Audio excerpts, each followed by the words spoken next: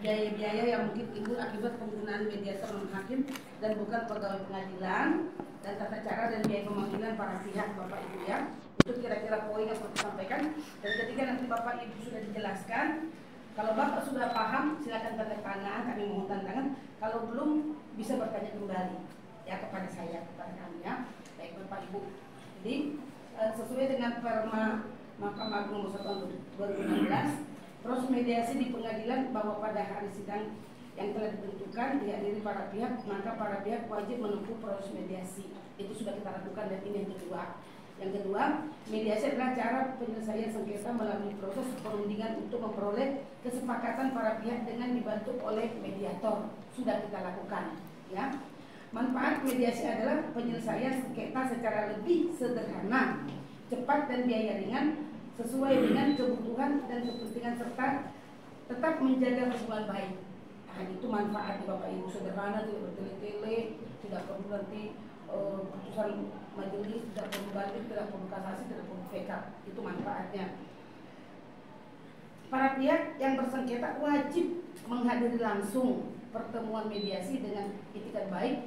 Apabila tidak hadir tanpa alasan yang sah, maka dapat dikategorikan tidak beritikat baik dan dikenakan sanksi membayar biaya perkara. Nah, itu apabila tidak ada alasan yang sah. Mengenai alasan ini kemarin sudah disampaikan oleh mediator hakim Pak Daryanto ya, misalnya sakit, ada tugas kenegaraan yang tidak dapat ditinggalkan, itu antara lainnya. Selanjutnya, dalam proses mediasi para pihak dapat memilih mediator hakim atau mediator non hakim. Tapi ini sudah ditetapkan, sudah ditetapkan oleh pengadilan Pak Daryanto, mediator hakimnya, dan Resmasi Tumorang menjadi mediator non hakimnya.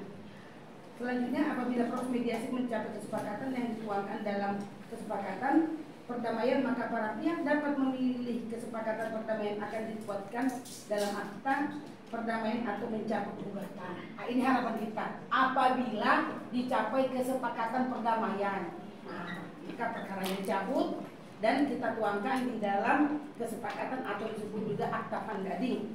Selanjutnya, apabila para pihak sudah memahami dan mengerti, silakan menandatangani formulir penjelasan tentang mediasi. Jadi itulah Bapak Ibu poin-poin yang diatur dalam perma mediasi. Dari kami selaku mediator menyampaikan ke Bapak Ibu apa manfaatnya, tujuan kita bermediasi, dan apabila tercapai mediasi kesepakatan kita buatkan akta perdamaiannya. Nah, kalau ada Bapak Ibu yang belum paham, bisa silakan ditanya. Kalau sudah jelas, kita tinggal sambil jalan, kita akan masuk ke materi mediasi kedua. Bagaimana Bapak Ibu? Sudah ada pertanyaan. Sungkan nama Pak? Taufik Bahaudin. Biar Pak Juju dulu. Silakan dari pengacara. Pak Juju dulu. Oh, Bapak. Oh, minggu lalu datang? Belum. Jadi belum kenal saya kan? Iya. Saya lihat juga tadi. Oh, oke Pak. Silakan Pak. Oke, silakan. Saya Ibu ya, saya Kurnia Triyani, saya kuasa hukum penggugat. Bismillahirrahmanirrahim. Assalamualaikum warahmatullahi wabarakatuh. Ibu Risma Situmorang, salam jumpa. Saya baru pertama kali ikut mediasi.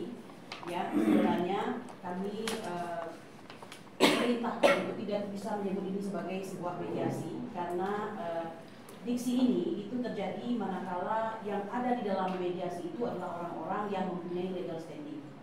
Beberapa di antara kami di sini memang sudah diperiksa dan dinyatakan benar, tetapi justru yang merupakan pemegang legal standing yang seharusnya yang menjadi pokok daripada gugatan kami, yaitu tergugat 1 dalam hal ini adalah Joko Widodo sebagai pribadi yang kebetulan melekat dalam dirinya sebagai presiden, itu kami tidak melihat surat kuasanya, yaitu surat kuasa yang beliau tanda tangan sendiri basah, ya kan, mewakili beliau sebagai pribadi.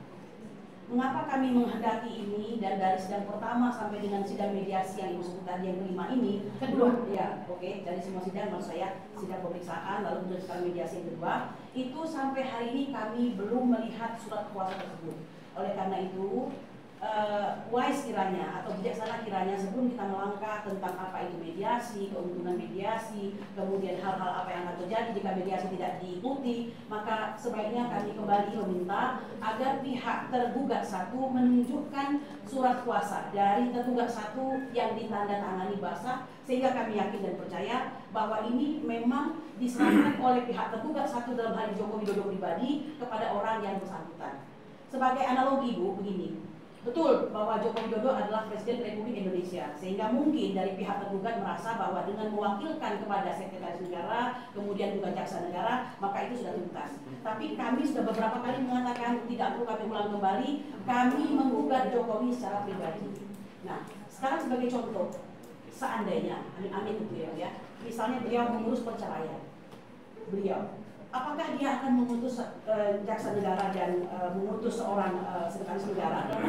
Tentu pribadi kan, dia hadir sendiri atau dia merekrut satu orang pengacara yang terkondang barangkali di publik ini untuk bisa memenangkan perkara perceraiannya. Apa bedanya dengan hari ini? Hari ini adalah gugatan PMH kepada beliau secara pribadi. Dan kebetulan beliau adalah Presiden Republik Indonesia. Oleh karena itu, singkatnya kami meminta sebelum kita melangkah, mohon diperlihatkan surat kuasa khusus dari seorang Joko Widodo kepada kuasa hukumnya dalam hal ini berupa tanda tangan basah beliau. Baik, terima kasih. Tadi Ibu Kurnia Triroyan dari Jakarta, Bekasi, boleh lain. Nanti kita di Bekasi juga bikin mediasi Bu ya, supaya sering ketemu. Ya, jangan tukang-tukang lah ya.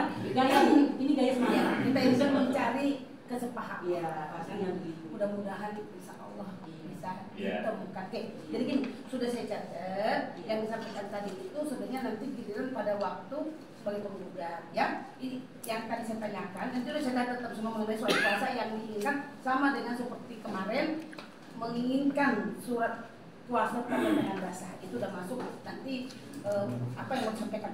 Tapi mengenai tadi itu yang di manfaatnya sederhana, perlu mediasi itu maksudnya segini Bapak Ibu, mempertemukan. Kan kalau pokok perkara itu ada majelis, bukti-bukti, ahli, saksi, udah pendapatnya misalnya apapun silahkan masukkan, habis itu tinggal hakim yang mengetok, dikabulkan apa ditolak. Nah, tapi kita di sini bermediasi sebatas kita mempertemukan apa sih kira-kira yang bisa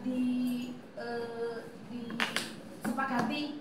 Nah, itu yang nanti kita bicarakan apakah nanti pihak-pihak bisa menyepakati itu.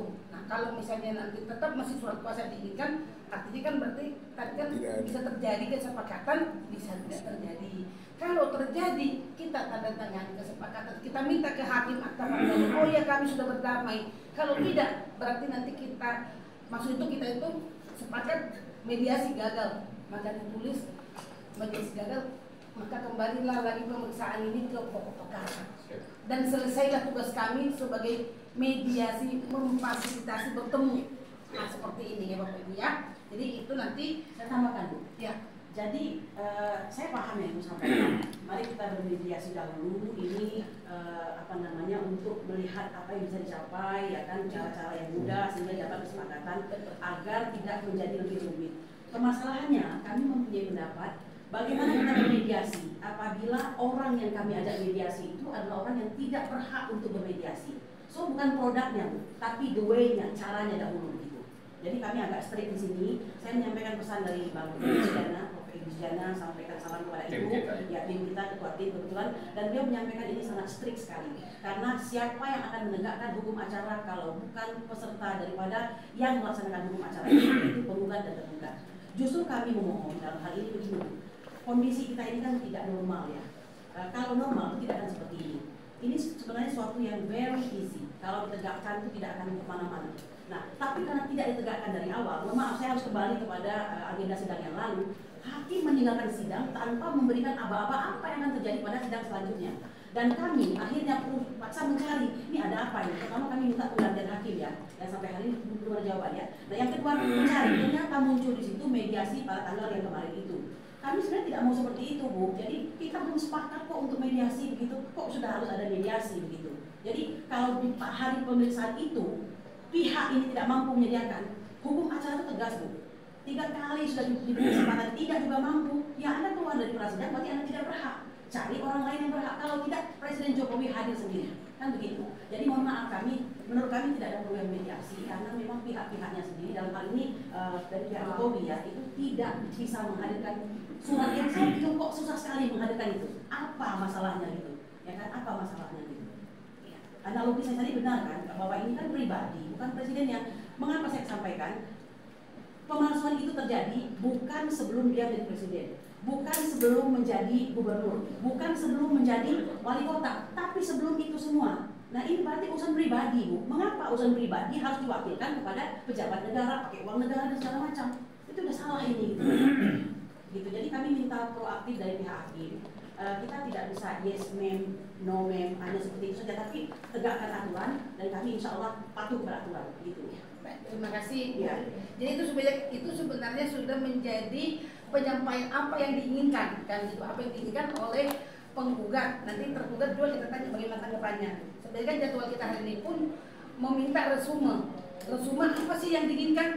Nah dari diinginkan ini nanti kita tawarkan kepada tergugat. Kira-kira yang tergugat, dan memang mediasi itu tidak bisa memaksa, harus suka dan rela sama rela, kan mencari win-win solution. Bila mana tidak tercapai, namanya deadlock, kita kembalikan ke majelis. Karena kalau majelis itu memutus, ini maaf ya Bu ya, oh iya ini Pak sah atau tidak, ini boleh apa tidak, ini kuasanya boleh, itu sudah menjadi ranahnya nanti majelis. Jadi nanti akan kami tanya sikap Bapak Ibu selanjutnya. Ini mediasi bagaimana tanggapannya, masih mau kita lanjutkan apa enggak? Kita akan tanya ke situ nanti. Kita akan tanya. Tapi ini dulu, tadi mengenai mediasi sudah paham apa enggak Bapak Ibu? Udah ya? Boleh Pak. Satu-satu dulu Pak. Ini kan mengenai mediasi supaya lanjut kita ke materinya. Kalau sudah, sambil kita jalan circular letter maksudnya, karena mediasi itu harus dilaksanakan, mencapai kesepakatan. Kalau tidak tercapai kesepakatan, berarti deadlock, berarti namanya gagal. Di sini pun ada ini ya formulirnya. Tapi saya belum tunjukkan. Kan saya kan berharapkan akan terjadi perdamaian. Di sini ada nih kesepakatan perdamaian. Ada juga formulir pernyataan gagal dicapai mediasi. Ada juga. Tapi sebelum di situ, nah kita nanti tanya masing-masing pihak. Jadi mengenai penjelasan nanti silakan tantangan Pak. Baik, tadi Pak Bambang mengenai tadi mediasi itu sejak Pak Musim Arbi, Pak Bambang yang Ibu maksud ada di penjara. Saya di Fakultas Ekonomi UI urusan manajemen. Saya berbicara dari perspektif manajemen. Pertemuan ini sudah berkali-kali dengan masalah yang sama mundur karena pihak tergugat secara hukum pakai istilah tidak punya legal standing. Kok berulang-ulang gitu? Nah, saya nggak tahu dalam mediasi peran dari hakim yang menjadi mediator itu apakah juga harus memeriksa dulu ini orang-orang yang hadir ini punya hak enggak? Punya legal standing enggak? Kalau dia tidak punya legal standing, dibiarkan hasil mediasi pertemuan buat apa? Saya orang manajemen mikir begitu. Sehingga kesimpulannya apa? Ini tiap pertemuan sidang apapun nggak ada target. Sehingga saya berspekulasi ini ngulur supaya tidak pernah ada sidang diputuskan. 4 kali pertemuan masalahnya sama. Itu yang pertama. Kedua, dari kacamata kami, saya nih, masa yang mewakili nggak ngerti aturan rule of the game hukumnya. Kemudian hakim pernah menyuruh keluar. Waktu itu disuruh keluar karena legal standing nggak terpenuhi. Tapi hadir persidangan berikutnya hakim tidak berani nyuruh keluar. Saya spekulasi, wah dia getok kepalanya yang nyuruh keluar nih. Jadi pertanyaan maaf buat yang mewakili ini, jangan pura-pura nggak ngerti legal standing lah ya. Jadi kalau kita mau mediasi, orang yang terlibat itu memang orang-orang pihak yang berhak hadir di sana. Kalau yang mewakili mediasi orang tidak berhak, apa sah mediasinya? Enggak, Bu. Nah ini kan yang berulang-ulang terjadi itu lagi, sehingga saya dengan berpikir manajemen saya ini nggak ada target. Targetnya ngulur-ngulur waktu. Sampai saya bilang di publik, kasanilah majelis hakim. Karena saya menduga spekulasi, mohon maaf, dia juga ditekan dari atas, ulur. 4 kali pertemuan nggak ada target. Ini berpikir manajemen dari mana ini? Sekarang pertanyaan, Ibu menjelaskan bahwa orang bagus. Tapi yang dijelaskan bukan prinsip dasarnya dulu. What is mediasi? Tapi apa dasar untuk mediasi sudah dijalankan? Tolong dijelaskan, Bu. Hakim punya tugas kewajiban berfungsi berperan mengecek nggak keabsahan yang mewakili. Kalau hakim bilang saya tidak punya peran mengecek itu, wah ini lain lagi ceritanya. Jadi kami harus ngecek. Tapi menurut saya dari logika manajemen saya, mestinya hakim mediasi yang ngecek yang hadir ini benar. Tadi kan ibu udah bilang, yang ibu ngecek nih, yang tidak berhak silakan keluar, itu menang dari hakim. Pertanyaan saya yang sama, hakim ngecek nggak yang mewakili tergugat ini sudah memenuhi syarat sebagai yang mewakili tergugat atau enggak, itu dulu. Kalau enggak, ya bubar aja, putuskan nggak pernah ketemu, ngulang yang kelima kali. Karena bolak-balik itu lagi alasannya macam-macam. Saya bukan orang hukum, tapi bolak-balik itu hadir kayaknya pura-pura nggak ngerti atau diarahkan nggak ngerti. Maaf, saya nggak tahu. Tapi satu hal, jangan anggap saya tersinggung, jangan anggap kami bego-bego banget. Ya, saya bukan orang, tapi saya ngerti logikanya. Logika akal sehatnya saya pakai istilah gerung nggak dipenuhi. Jadi jangan belagak bego lah. Yang Anda yang mewakili, Anda nanya dong sama ahli hukum, saya berhak nggak mewakili? Ada kepres ada. Kan yang dituntut pribadi kalau saya nggak ngerti, saya nanya apa kurangnya. Jadi tolong buat ini dijelasin baru kita bicara. Nah ini peran ibu hakim bukan. Kalau bukan, saya nggak komentar. Tapi kalau ini peran dan cek dulu. Kalau itu tidak ada gunanya kita bubar. Karena bolak-balik itu lagi. Kesimpulannya maaf, ngulur-ngulur waktu sudah tidak jadi sidang. Kenapa? Kalau sidang tidak bisa dibuktikan. Itu aja. Ada hal